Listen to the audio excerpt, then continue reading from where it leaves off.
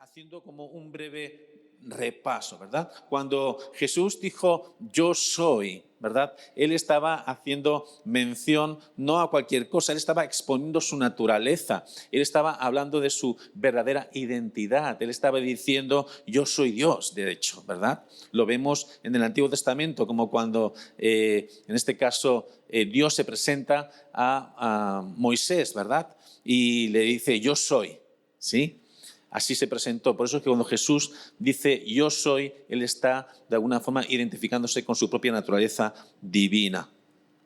Jesús hace esta proclamación, yo soy el camino, la verdad y la vida, en el Evangelio según San Juan, capítulo 14, versículo 16. Si quiere usted abrir su Biblia, ahí está bien, porque vamos a ver varios versículos durante esta predicación. El Evangelio según San Juan, cabe señalar, y es importante recordar, que tiene como uno de sus fines, ¿verdad? Más allá de hacernos comprender que el mensaje de Cristo, es que podamos ver que Cristo era Dios también. O sea, el Evangelio de San Juan tiene como uno de sus fines que podamos destacar la deidad de Jesucristo. Antes de profundizar en este versículo, y vamos a ver un poquito de su contexto, yo creo que es bueno que entendamos qué estaba sucediendo, qué estaba pasando, para poder entender mucho mejor este yo soy que nos planteamos en el día de hoy.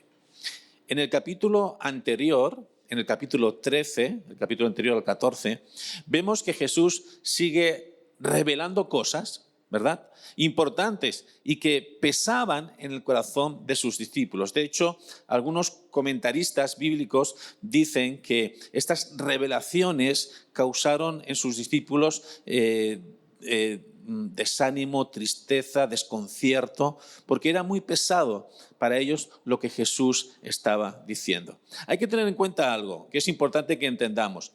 Estamos hablando que estamos en el contexto de la última Santa Cena y antes de lo que era Getsemaní, ¿de acuerdo? Estamos en ese contexto.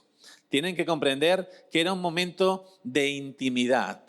Era un momento donde los discípulos estaban con Jesús face to face. Las multitudes no estaban acosándoles, no estaban ahí en pleno trabajo ministerial, sino que era un momento de intimidad. Un momento donde estaban en ese lugar especial, compartiendo esa última cena, compartiendo esa cena de la Pascua. Okay. Y dice la palabra de Dios que en ese tiempo Jesús le hace varios anuncios a los discípulos. Primero, le lavan los pies. Curioso, ¿verdad? Este lavamiento de pies puede significar muchas cosas. Y no vamos a entrar a ver qué significa ese lavamiento de pies. Algunos dicen que ese lavamiento de pies está simbolizando aquello que los creyentes tenemos que hacer, que es renovarnos mediante la palabra, porque estamos limpios por la palabra, pero necesitamos cada día renovarnos porque nuestros pies se ensucian de polvo, ¿verdad? Otros dicen que es un simbolismo del servicio y de la humildad de Cristo. La verdad es que ambas ideas son buenas, ambas ideas en un contexto son aceptables. Luego Jesús da un nuevo mandamiento. ¿Alguien sabe ese nuevo mandamiento cuál fue? ¿Alguien se atreve? Un nuevo mandamiento os doy. Que os améis los unos a los otros como yo os he amado. ¡Wow! ¿Qué tal esa? ¿Qué tal desafío? Ya con esto podríamos parar la prédica. Porque ¿quién está amando a los demás como Cristo nos amó? ¡Wow! Yo ya estaría abrumado en ese punto, ya no necesitaría más revelación, ya me iría de la Santa Cena lleno, ¿ya? ¿Verdad? Con ese pan de vida que es Cristo, con esa revelación. Sin embargo, Jesús sigue hablando a lo largo de ese capítulo 13 y también dijo que era necesario que Él muriera. Él plantea a los discípulos el hecho de que Él va a morir. Evidentemente eso es algo para los discípulos trágico, algo difícil. Imagina que estás con tu amigo del alma, llevas 3 años compartiendo con él cuantísimas cosas y él te dice, ha llegado el momento, tengo que morir. Difícil de digerir. También dijo en ese capítulo 13 que uno de esos 12, que eran aparentemente lo mejor de lo mejor, ¿verdad?, que eran unidos, que eran increíbles, eran un buen equipo, era un traidor. Uno de ellos era un traidor. ¿Te puedes imaginar? De repente empiezas a mirar al de al lado y a preguntarte quién es el traidor. No se miren entre ustedes, ¿eh? Aquí no hay traidores. No solo eso, Jesús desvela que Pedro lo iba a negar antes de que el gallo cantara. El peso de estas revelaciones debió ser tan difícil de sobrellevar para los discípulos. Debió ser choqueante, debió ser difícil. Yo no me imagino, ¿verdad? Pero sí le puedo decir que se me ponen los pelos de punta. Los de aquí, porque aquí no tengo, ya saben, ¿no? Pero tengo acá. Sí. Por eso el capítulo 14 empieza diciendo: no se turbe vuestro corazón. No se turbe vuestro corazón. ¿Creéis en Dios? Creed también en mí. En la versión del lenguaje actual lo dice así: no se preocupen, confíen en Dios y confíen también en mí. Y esa es una de las mejores, voy a decir, recetas, ¿verdad? En la cocina espiritual de todo creyente, ¿sí? Esta receta no puede faltar en tu menú como creyente. Confía en Dios, aun en los momentos que tu corazón está turbado. Sé por propia experiencia que es difícil no turbarse ante alguna de las cosas que acontecen en nuestra propia vida, ¿no es cierto? Ante algunas incertidumbres, ante algunos de los problemas y retos que nos confiere la vida. Pero Jesús nos anima a tener fe, sobre todo en esos momentos difíciles, porque ¿de qué sirve tener fe cuando todo va bien? La fe hay que emplearla en todo tiempo, también en los momentos difíciles, sobre todo en los momentos difíciles. Jesús sigue diciendo al inicio de ese capítulo 14, lo puedes ver de versículo 1 en adelante, ¿verdad? Le dice que Él se va a ir, pero Él va a ir a preparar lugar, sí, para todos nosotros. Él se va a ir a preparar lugar, ¿no es cierto? Y sigue diciendo, ¿sabes qué? Dice, y sabéis a dónde voy, y por lo tanto el camino. A lo que Tomás, uno de los discípulos, responde de forma taxativa y dice: Señor, no sabemos a dónde vas. ¿Cómo pues sabremos el camino? Y es ahí que Jesús responde, en este contexto Jesús responde: yo soy el camino, la verdad y la vida. En ese contexto. Así que lo responde como una respuesta a todos nosotros, una respuesta a una pregunta que muchos de nosotros se han hecho en algún momento o seguimos haciéndonos. ¿Hacia dónde vamos? ¿Cuál es nuestro camino? A lo largo del ministerio de Jesús, a mí me llama mucho la atención y dije antes, sus discípulos habían estado con Él, habían comido con Él, cenado con Él, visto sus milagros, habían descansado con Él, habían sufrido con Él. Sin embargo, me llama mucho la atención que sus discípulos no entendían esta revelación. No entendían ¿qué es eso de que es el camino, la verdad y la vida? Muchos creyentes hoy tampoco entienden este mensaje. Tengo fe que nosotros, al menos mediante las Escrituras y mediante la acción del Espíritu Santo en el día de hoy, podamos tener un poco más de revelación de lo que significa esto, ¿verdad? Lo primero que quiero señalar en cuanto a que Jesús es el camino es que ese camino no lo vemos aquí representado únicamente en el Evangelio según San Juan. Ese camino lo vemos a lo largo de todas las Escrituras. En todas las Escrituras nos hablan de un camino, de hecho. Y podemos ver un ejemplo en Génesis, por favor, si quieren abrir su Biblia, capítulo 18, versículo 19. Génesis capítulo 18, versículo 19. Y si alguien, por favor, lo pudiera leer en voz alta. Oye, ahora que me di cuenta, no hay cámara. ¿Me puedo mover? ¡Yuhu! Me he sentido tanto tiempo ahí cautivo por la cámara. ¡Qué alivio! Moverse. Claro, porque me tengo que concienciar. Hay cámara. Allá no hay cámara. Gloria a Dios. Hay audio. Sí, pero no hay cámara. Bueno, no pasa nada.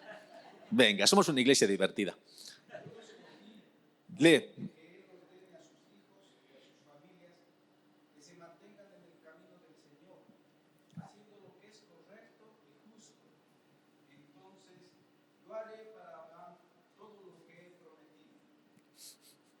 Muy bien. Fíjense que aquí habla de un camino, ¿verdad? Dice, yo lo escogí a fin de que Él ordene a sus hijos y a sus familias que se mantengan en el camino de Dios, pues. Toda la palabra de Dios a lo largo de Génesis hasta Apocalipsis nos habla de que Jesús es el camino que lleva a Dios. Así que esta revelación de este yo soy no es una nueva revelación, es algo que en toda la Escritura está, y Jesús lo único que hace es afirmar esta verdad bíblica. Yo soy el camino, la verdad y la vida. Las Escrituras desde Génesis hasta Apocalipsis así lo dicen. Veamos ahora sí cada parte de este yo soy. Y vamos a empezar precisamente por ese yo soy el camino. La palabra camino viene del griego hodos. Muy fácil de memorizar. Ya sabes, cambias alguna palabra, muy fácil, ¿sí? Y esta palabra del griego significa camino, yo lo he escrito aquí, y más específicamente una ruta que tiene que seguir para llegar a un destino específico. Por lo tanto, Jesús no está diciendo que Él es cualquier camino, Él está diciendo que es el único camino. Que es el único camino y que este camino tiene un destino específico, que es la vida eterna. Ahora bien, la Biblia también nos habla de otros caminos. En la Biblia también se nos habla de otros caminos. La palabra de Dios presenta a Jesús como el único camino para la vida eterna, pero en la Biblia nos habla de otros caminos por los cuales el hombre transita. Uno de ellos es estrecho y otro es ancho. ¿A quién le gusta caminar por caminos estrechos? ¿No? Poco nos gusta caminar por caminos estrechos. Queremos ir por el camino ancho, tranquilo, fácil, donde no hayan piedrecitas ni nada por el camino, que nada nos estorbe, pues. Tenemos mucha prisa para pararnos. El camino estrecho es aquel que nos lleva al cielo, dice la palabra en Mateo capítulo 7, versículo 14. Asimismo, hay un camino ancho que conduce a la perdición. ¿Cuál sería ese camino estrecho? ¿O cómo sería ese camino estrecho? Cada uno tiene, yo creo, su propia idea. Para mí, ese camino estrecho tiene que ver con obediencia y sumisión a Dios. Y el camino ancho tiene que ver con todo lo contrario, con sacar a Dios de la ecuación, con mis propios caminos. Así que la palabra nos plantea aquí un reto. ¿Qué camino vas a tomar en tu vida? ¿Vas a tomar el camino estrecho, que es el camino de la obediencia a Cristo que te lleva a la vida eterna? ¿O vas a tomar el camino ancho, porque es más fácil, sencillo, y bueno, al fin y al cabo, Dios ya tendrá misericordia de mí? Pues no. Mucho cuidado. Por tanto, con estas palabras, Jesús les estaba diciendo a sus discípulos que este camino que los conducía al Padre era Él. Y es este el camino que se anunciaba en el Evangelio en los primeros tiempos de la Iglesia.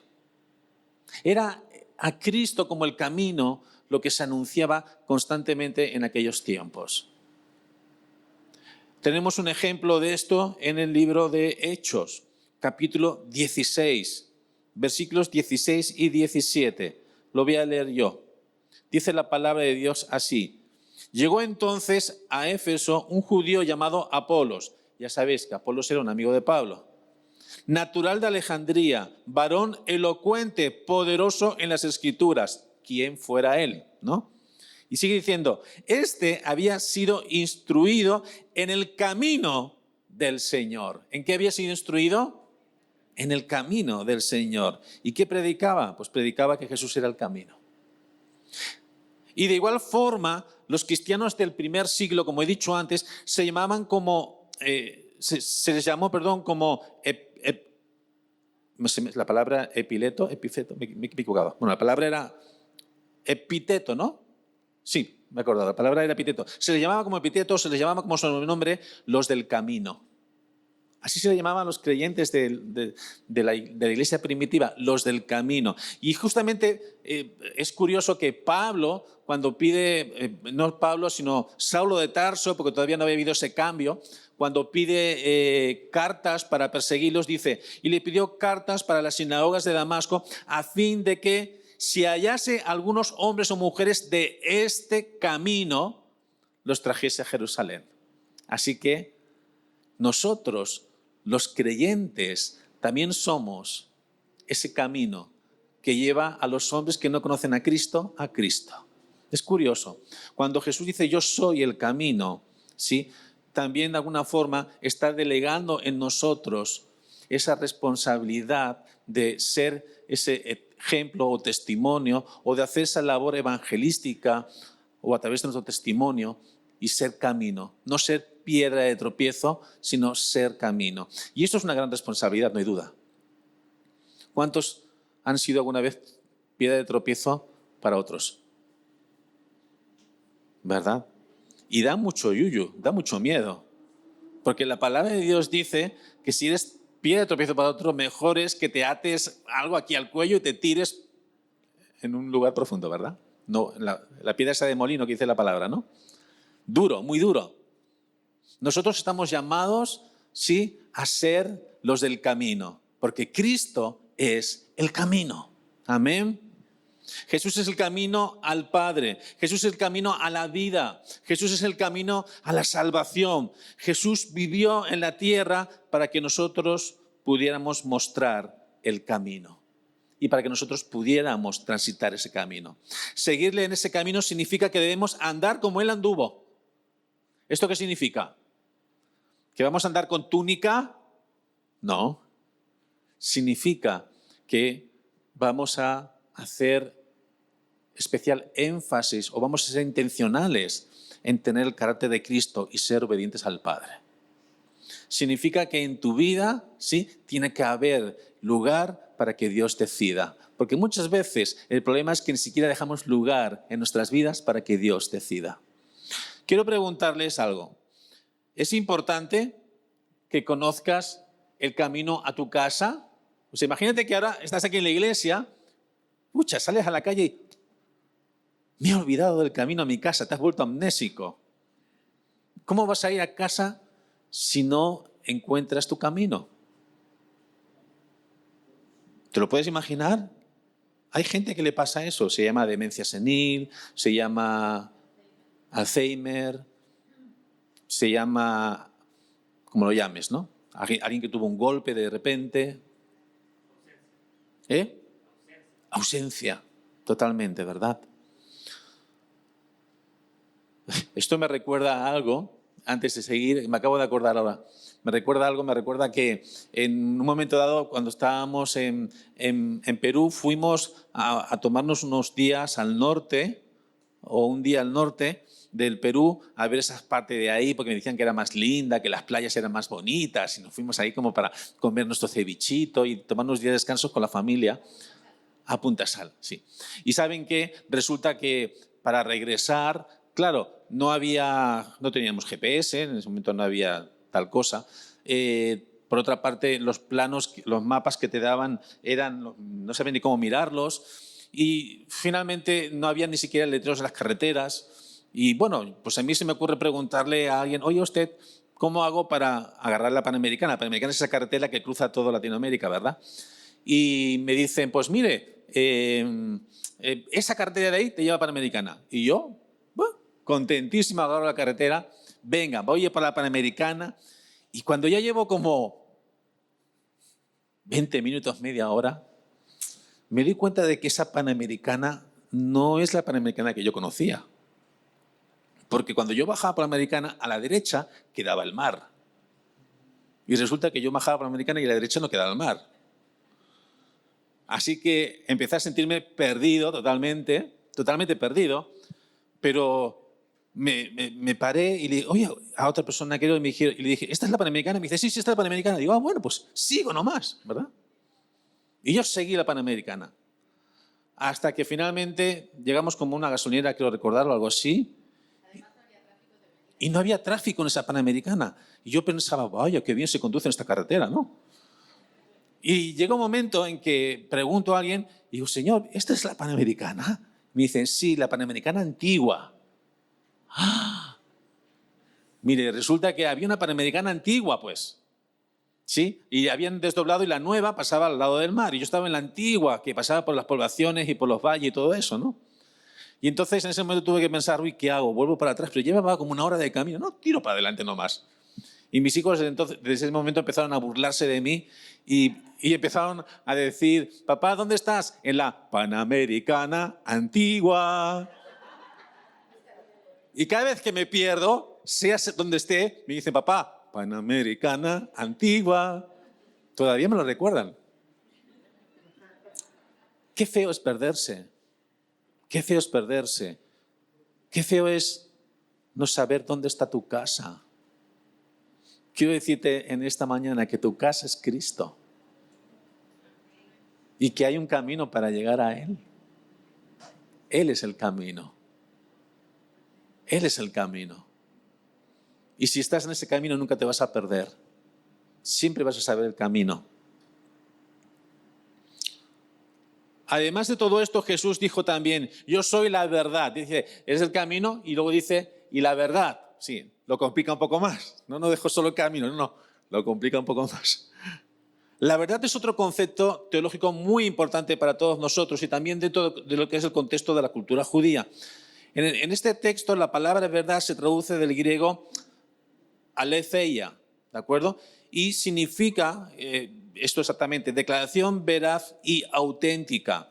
La palabra verdad en la Biblia hace referencia a la veracidad de los preceptos que son revelación divina. Hoy vivimos en un mundo donde se nos dice que la verdad absoluta no existe. Vivimos en este tipo de sociedad, ¿no? Pero es muy curioso, porque igualmente necesitamos valores absolutos.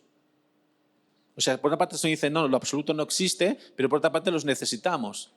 A ver quién es el guapo que envía un cohete a la luna si no tenemos conceptos bien claros, precisos y absolutos. Las matemáticas, por ejemplo, hay una parte de las matemáticas que evidentemente pueden ser relativas, pero son casi siempre absolutas, ¿verdad? Necesitamos tener referentes absolutos. ¿Quién de por ahí te dice, vamos a quedar sobre las 5? ¿Y te imaginas que no tuviéramos relojes para ver la hora? Necesitamos medir las cosas. Necesitamos saber qué es un metro, qué es un kilo. Necesitamos saber el horario. Y para eso inventamos algo que se llaman meridianos y paralelos. Los inventamos para tener conceptos absolutos que nos ayudaran con todo eso. Así que, aunque por ahí esta sociedad quiera negar esos valores absolutos, la verdad es que los necesitamos. Los necesitamos para comparar, los necesitamos para poder comprender nuestro propio mundo. Necesitamos como referentes esos valores absolutos. Y Cristo es ese camino y es esa verdad absoluta, es ese referente absoluto que puede salvar tu vida si es que tú lo crees así.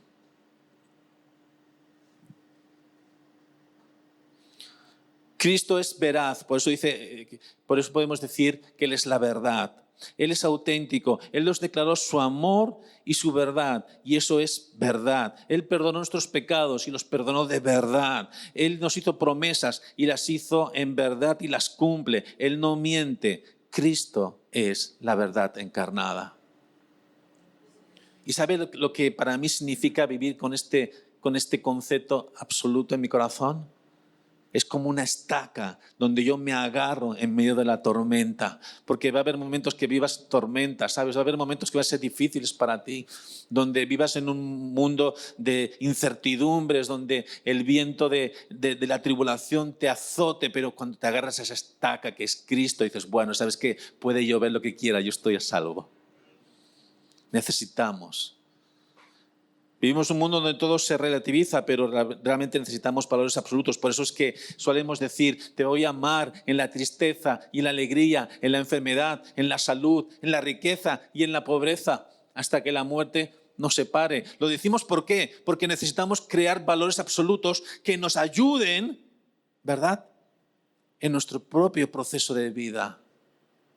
Necesitamos creer en esos valores para que nos den valor a nosotros. No hay peor forma de vivir que sin valores. Un hombre que no tiene valores es un hombre que se desprecia a sí mismo, de hecho. La verdad. que debo decir y señalar de nuevo que es Cristo, está íntimamente relacionada con el camino. ¿Por qué? Pues porque Dios utiliza la verdad, escúcheme, Dios utiliza la verdad para iluminarnos y poder hacer el camino. Sin esa verdad no podemos hacer el camino, curiosamente. Lo voy a decir de otra forma. Ya que es a través de la iluminación que podemos comprender y seguir la senda de justicia, o sea, la finalidad de la verdad es mostrar el camino que el salmista decía. Y lo voy a leer, Salmo capítulo 25, versículo del 4 al 5.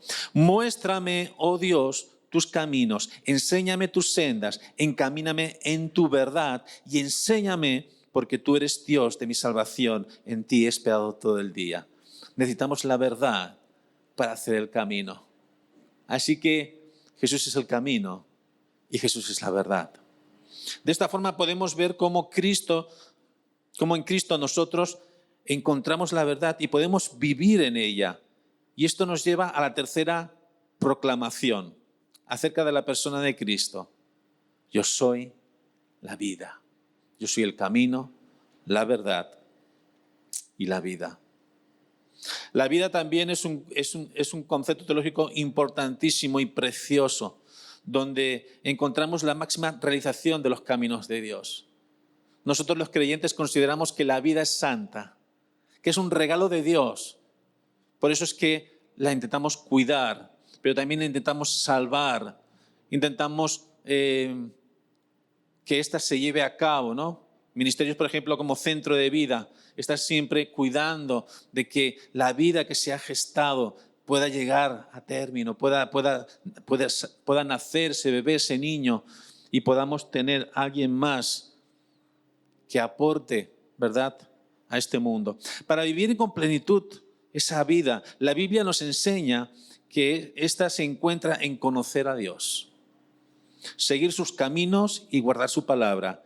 Y si consideramos esto, veremos que la vida está íntimamente relacionada también con el camino y la verdad.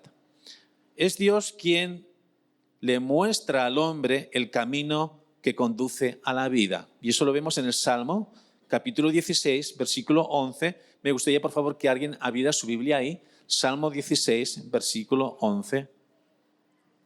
Y que lo pudiera leer en voz alta, por favor.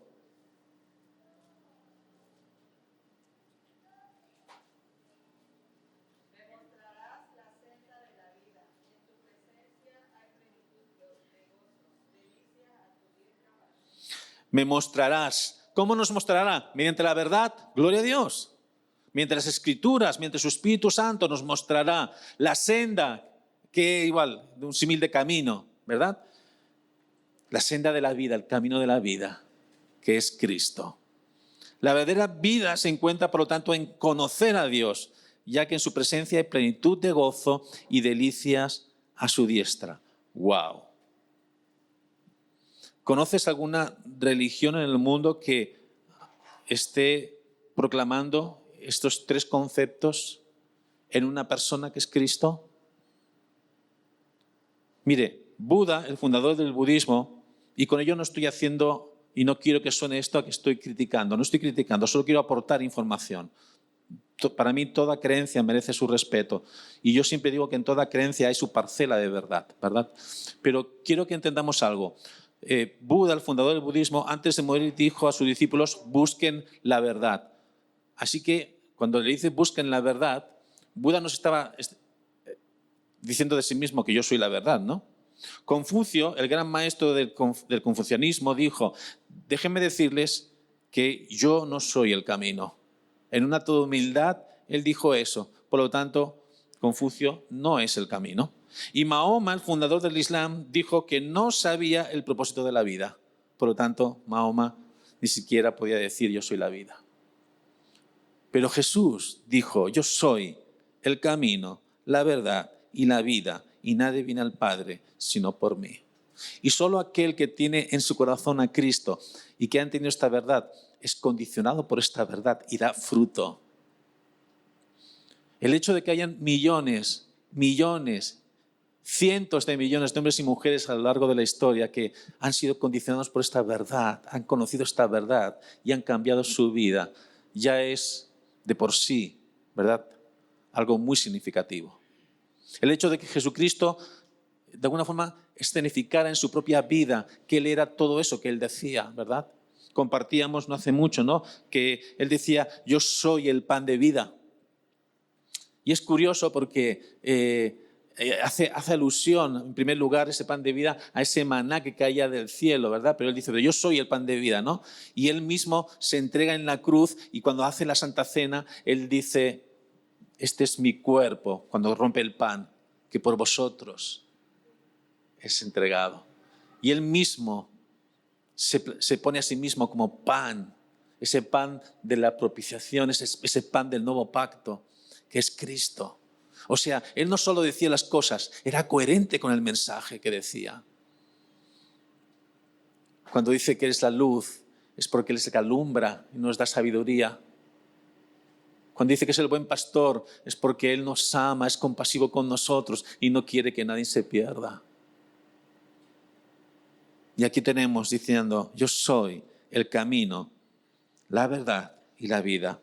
Tal vez algunos puedan pensar que hay otros caminos para encontrar la trascendencia, la autorrealización, la salud, la conciencia, etc. Y sí los hay, pero Cristo es el único que te dará plenitud y vida eterna.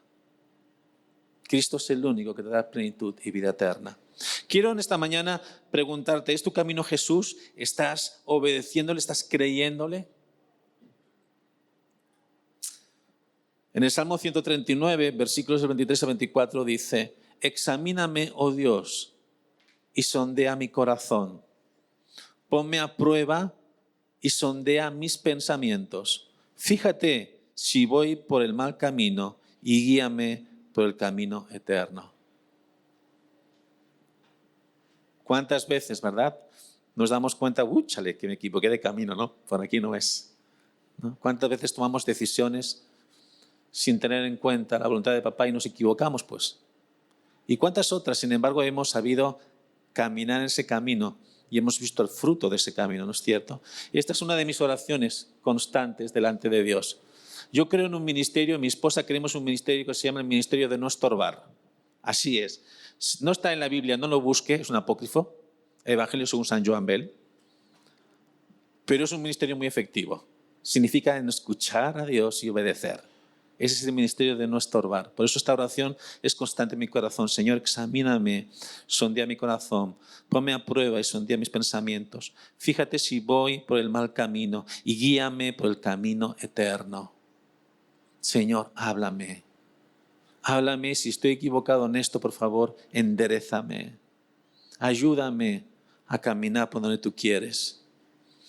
Yo tiendo a contextualizar y simplificar la escritura, cosa que a veces es un poco grave, porque parece que estoy restándole a la escritura todo ese potencial que tiene, ¿no? Pero tiendo a contextualizarlo y a simplificarlo, entre otras cosas porque, bueno, pues trabajo con niños, pero aparte de eso, porque yo tengo una mente sencilla. Mi mente no es una mente complicada. Yo siempre digo que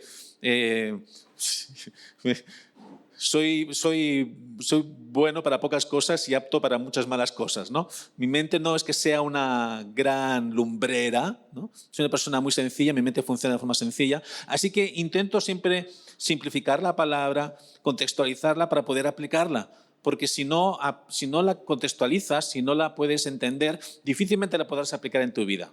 Y todo lo que hemos dicho hasta ahora es muy bonito y suena muy bien, pero quiero decir algo. ¿Cómo lo podríamos contextualizar yo soy el camino, la verdad y la vida? ¿Cómo lo podríamos contextualizar? Y voy a pedir que como iglesia me ayudéis a contextualizarlo. ¿Cómo creéis que yo puedo poner en el día a día esto en práctica? ¿Qué creéis que yo debería, qué actitud debería tener? ¿Cómo me debería tal vez comportar? ¿Qué debería hacer o cómo debería creer? No sé, ¿qué te parece la pregunta? ¿Cómo aplicamos yo soy el camino, la verdad y la vida en nuestro día a día? ¿Perdón? Siguiendo el ejemplo de Cristo. Siendo agradecidos. Muy bien. Ser camino para otros. Gloria a Dios por eso, me encanta. ¿Eh? Hablar siempre con la verdad. Uf, qué difícil eso. Sí, todo un reto. ¿Qué más? Amar al prójimo. ¿Qué más? ¿Cómo podríamos hacerlo? ¿Cómo? Amar a nuestros enemigos. Uf, pucha. A veces nos cuesta hasta amar a la esposa, imagínate al enemigo. ¿Qué quieren? Yo soy un hombre práctico.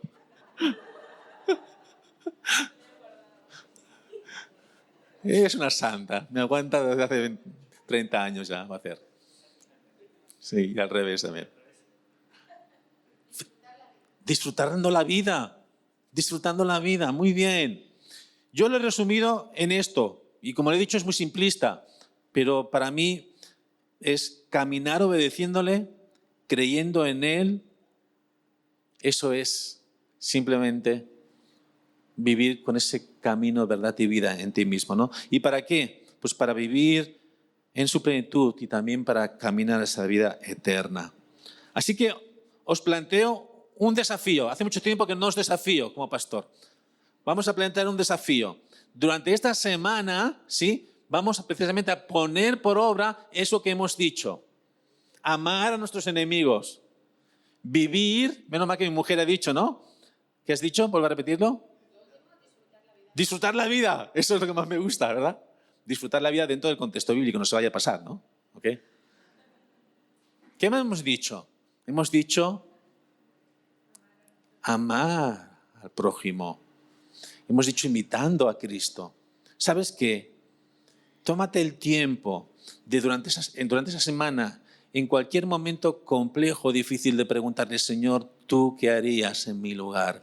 Y haz lo que Jesús haría. Porque tú sabes muy bien, el Espíritu te habla, tienes conciencia, tienes una ley moral, tú sabes lo que Cristo haría. No me digas que no, eso no es verdad. Usted sabe lo que Cristo haría. No hace falta que su pastor se lo diga. El Espíritu Santo le está enseñando qué tiene que hacer y los caminos que tiene que llevar, ¿verdad? Así que, amada iglesia, en el nombre de Jesús, mostremos a este mundo que Jesús es el camino, la verdad y la vida.